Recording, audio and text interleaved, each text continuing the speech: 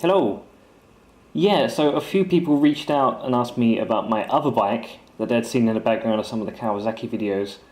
So I figured I'd finally do a quick introductory video to my BMW R80. So to be more specific, it is a BMW R80/7 from 1978. I've had it about 3 years now and it's had a lot of work. But before I kind of go through the changes, maybe we should have a quick look at what it looked like when I got it stock.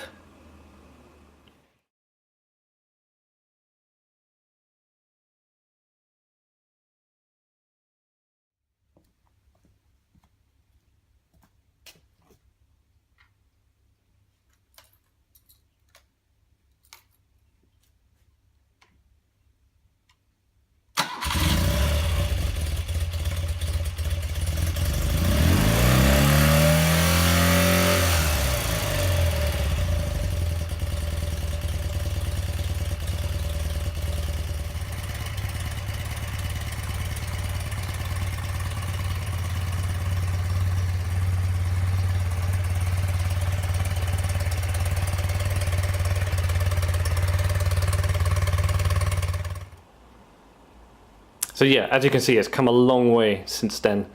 Actually, when I got it, I actually kind of rode it pretty stock for that season with the panniers and everything, just to kind of get a feel for the ride before I decided to strip it down and do anything to it.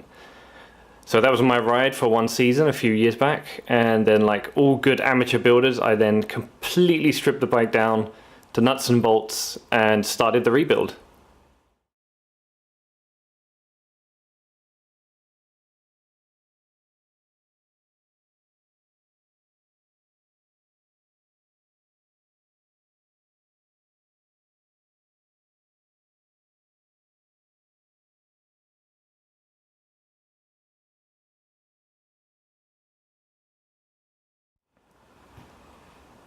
Yeah, so one of the first big jobs I did was change out the rear end, and it's super easy on the BMWs.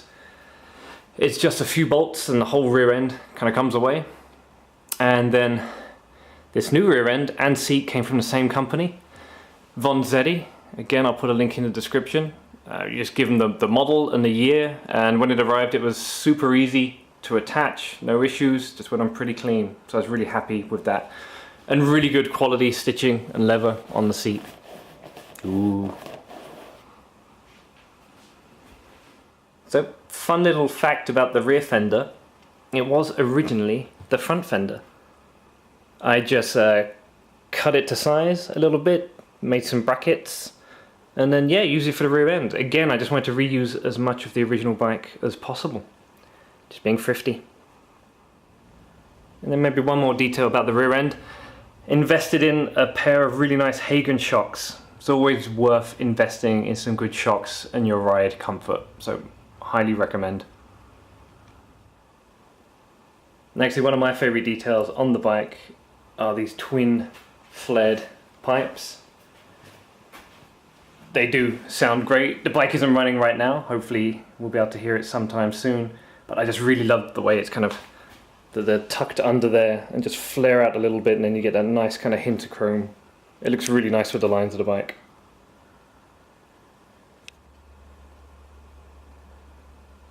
As for the engine block itself, I got some of the more retro styled rocker heads. I prefer that much more kind of smoother rounded shape as opposed to the more angular ones that it actually kind of came with. And I was able to really clear all of this space out. So you used to have the airbox here, that's now removed. The keen-eyed among you might have noticed there's no carburetors right now, they're being rebuilt, so they'll have the filters on externally. So I was able to get this nice casting, just to kind of give this shape to it. Still got the breather hose in there now, that's coming out through this little filter here. And then the battery box is now kind of hidden right down here. A company called Old Iron Engineering, I'll link to them, made that. It's pretty straightforward to kind of get in. So that's nice, so it's really opened up all of that space and really cleaned it up. So I'm also really trying to just to clean up the handlebars as well.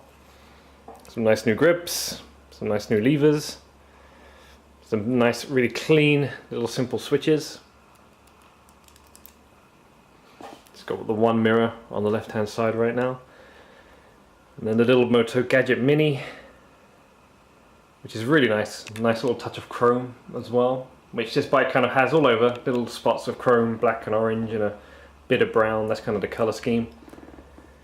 And then again, this side's kind of mirrored as well. You know, just these like little simple switches, and then some nice chrome housing for the throttle. Nice and clean, nice and simple. Yeah. So and then obviously the rear end was cleaned up quite a lot. Went for these more of these kind of retro, slightly larger, kind of bullet-shaped indicators, and nice kind of little retro brake light as well.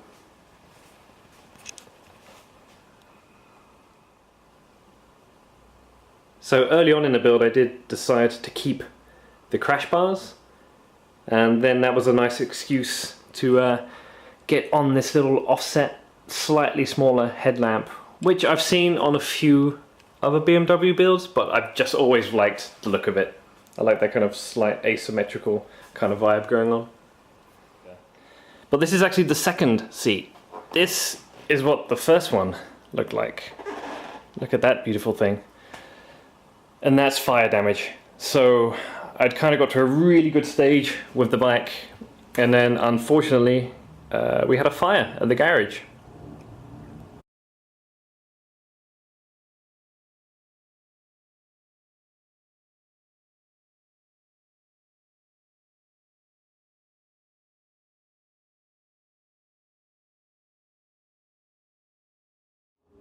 Yeah, so my original plan was to try and keep as much of the bike as stock as possible, while still trying to get to the design I wanted to.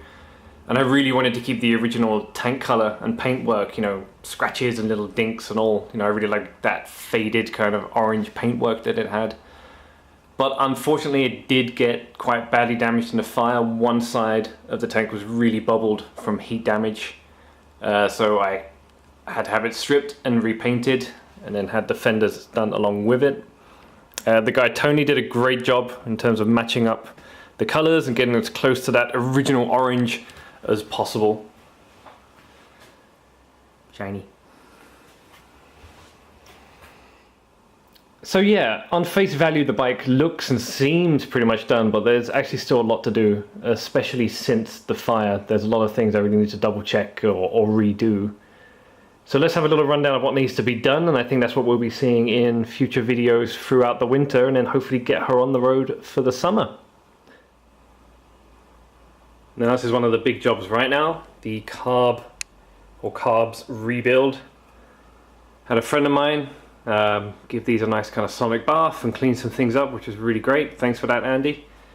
And now the rebuild begins. So I've got lots of new seals and new diaphragms, and oh, I have these like little choke pulleys or levers that actually kind of go directly onto the carb, so I won't have anything on the handlebars or on the bike where, you know, on the original BMW Rs it was kind of down to one side next to the engine block. So again, just trying to keep things clean and not have lots of cables and wires everywhere. But this is going to be a big and rather fiddly job. Stay tuned. So this is the next and quote-unquote fun job that I really need to dive into and just really kind of start it up, and that is the wiring loom, which will then run all the way down to the M unit. The M unit is fantastic. It's going to allow me to keep everything kind of super clean. These old bikes, and especially the BMW, there was just so much wiring going on and just like craziness hidden in the original headlamp, so this has really cleaned out a lot of mess. I'm hiding a lot of the wiring, obviously kind of in the handlebars and then running it through. That'll go into the gas tank, so a lot of that will be hidden. And then again, just into this little box that's kind of under the new seat. And I'll also be using the M-lock, which I'm going to kind of house and hide kind of under here with a little bracket. So again, trying to keep the bars clean. There won't be a key ignition anywhere. It'll just kind of be turned on by the magic of the M unit. But I'm not an electrician. This is kind of really new territory for me. So YouTube's been great as a teacher, and let's see how this job develops. Looking forward to kind of getting this one really up and running. And then last but not least, we'll be checking all of the fluids and making sure they're kind of topped up in terms of oils and the suspension oil, and just making sure everything's kind of running smoothly, and then hopefully fire her up. So still a lot to do, some big jobs kind of happening over the winter, but yeah, stay tuned, follow the progress, and hopefully we will hear her come to life and get on the road for summer. Thanks for watching.